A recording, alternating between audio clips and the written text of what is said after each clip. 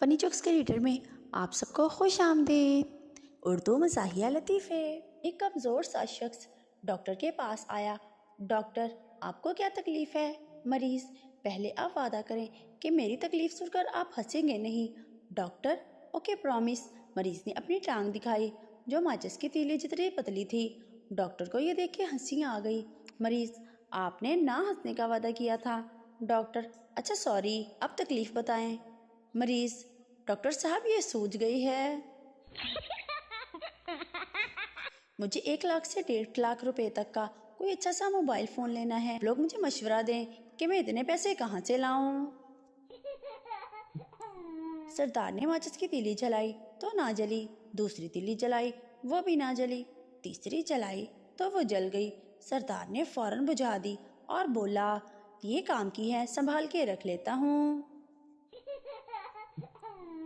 کھانا کھانے کے بعد لڑکیاں ٹیشو پیپر سے اتنی نزاکت اور احتیاط سے منہ صاف کرتی ہیں جیسے ان کو اندیشہ ہو کہ ہونٹ اکھڑ کر ٹیشو پیپر کے ساتھ نہ آ جائیں، اور لڑکے ایسے منہ صاف کرتے ہیں جیسے دیوار پر ریگ مال رگڑ رہے ہوں۔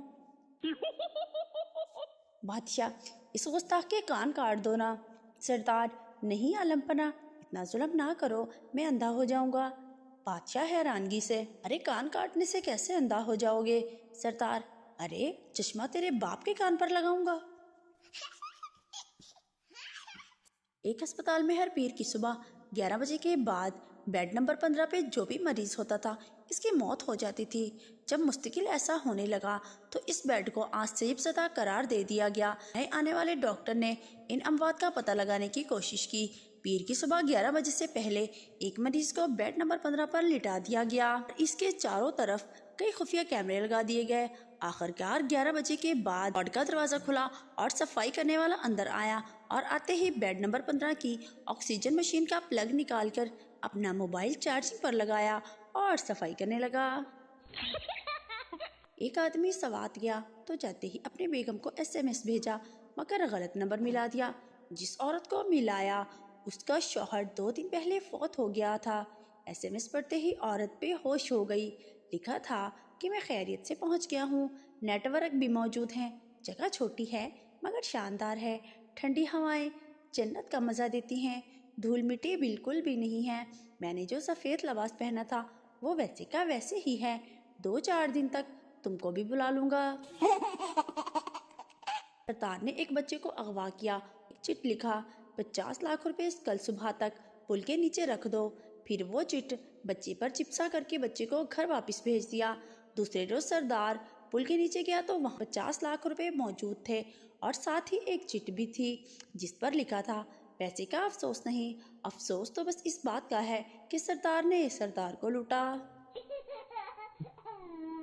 بیوی، تم نے کبھی سوچا ہے کہ میری شادی کسی اور سے ہو جاتی تو کیا ہوتا؟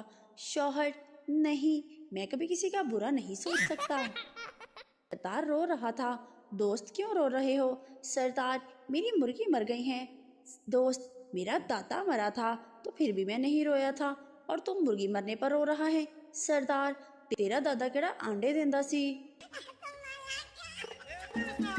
بہت ہو گئی اردو انگلش شاعری، اب ذرا چائنیز میں شاعری کرتے ہیں، کیونکہ 2018 سے پاکستان میں بھی چائنیز پڑھائی جائے گی۔